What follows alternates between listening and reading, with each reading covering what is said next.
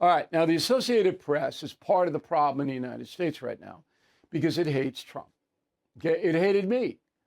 Probably still does. All right. Because I wasn't a liberal commentator. And for years, Associated Press did nasty things about me, never said anything good, even though I was the dominant anchor man in the country. Never.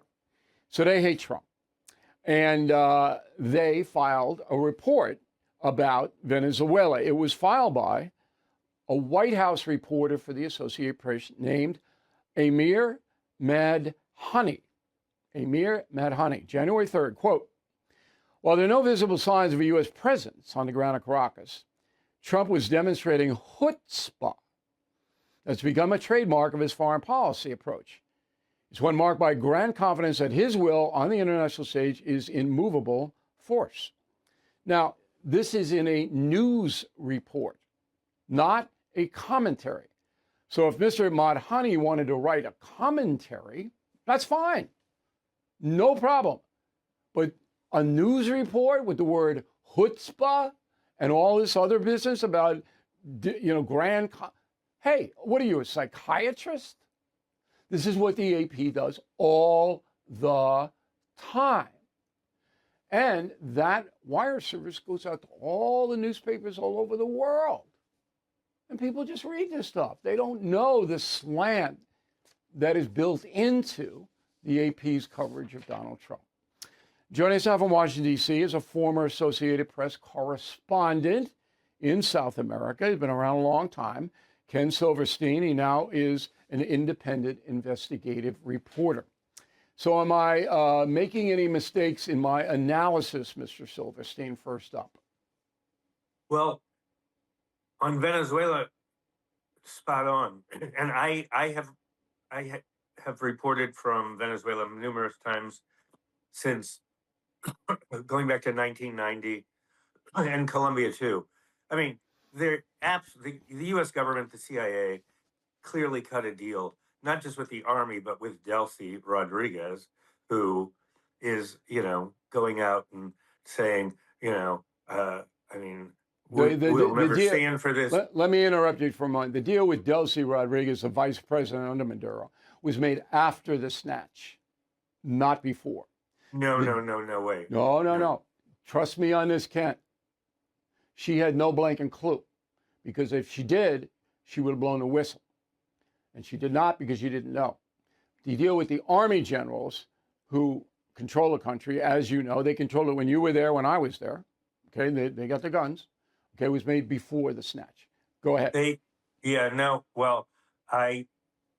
I disagree. Okay. Because, fine. I mean, there's no question that she doesn't have the authority to, and the deal had to be approved by the head of the army and the head of the Interior Ministry, who controls Absolutely the guns, right. as you said. But Dulcie has a cell phone and could have blown the whistle on any raid before it happened, and that's why she did not know.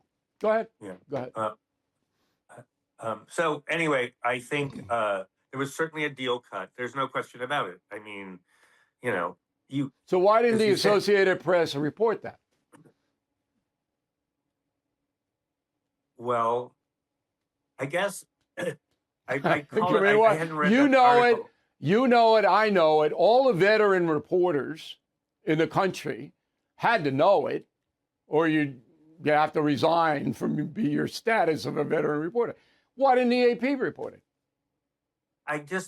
I absolutely think that mainstream media, with the exception of Fox News and Newsmax and Right, the right-wing people, right? The right wing, who are favorable to Trump for the most part. There's no question the media has a bias against Trump. The mainstream media, the elite media, the New York Times, the Washington Post, CBS News, AP. I mean, that's obvious. It was obvious. I wrote an article in 2016 before the election, before the presidential election, shortly before the election, which Trump won, which said, politically, you and I probably disagree on most things. We will agree on some stuff, but I'm on the left, but I worked for the New York Observer, which was owned by Jared Kushner, and I was hired. I was given a column because I was considered to be like an honest lefty, which I think I am because I will go after the who. If I get a good story, I'll go after whoever it is, and uh, but it was obvious that the media has always treated Trump unfairly. Um, and I have to say, I I guess I'm reluctant to say why the AP didn't do anything because I maybe somebody else wrote an article that talked about a deal. No, they didn't. We searched it. They didn't. Okay, well, Okay, that's but a pretty here's big my omission. point. I don't Yeah. want to get too deep in the weeds because the Yeah. folks are not in our industry. They don't do what we do. But the Associated Press is really the far and away the strongest wire service in the world. It goes out everywhere. Okay, and they cannot stop, all right, with their anti-Trump coverage. Now they do it a number of ways. They don't report stories, as we just demonstrated. If you and I know what happened, and I Right. believe you did too, because I know your background, all right? It's obvious, yeah. They obviously knew what happened, but they wouldn't report it. That, to me, is sinful. That's deception. That's hurting the American people. It's hurting the people who rely on the information coming out of the Associated Press. It's fundamental information that you cannot understand what's happening in Venezuela or what happened with the raid to get Maduro without knowing that. If they didn't agree, if they didn't report that, if they haven't, and I trust you that you searched for it and didn't find it. I haven't, which is why I was reluctant to say too much about this one guy. But that's a terrible omission. I mean, it's right, and the guy, the White House correspondent, concentrates on chutzpah, putting his own opinion in there. Yeah. And again, fine if he's a commentator, but he's a White House correspondent. What the deuce you doing? And so what I want to know from you is, because you work for these people, and it's a whole different outfit now than it was when you were there. We have But totally different. Do they know how dishonest they are? Do you think? I don't think they do, and I don't think probably Stengel. You said he knows he's lying. I doubt it because, and this is a question that we will never be able to answer really unless Stengel sends an email to somebody and says I get paid to lie, because it's hard to know. But I think the elite media is, again, the New York Times, the Washington Post, the CBS, CNN, they are unbearable because they are so sure they're right.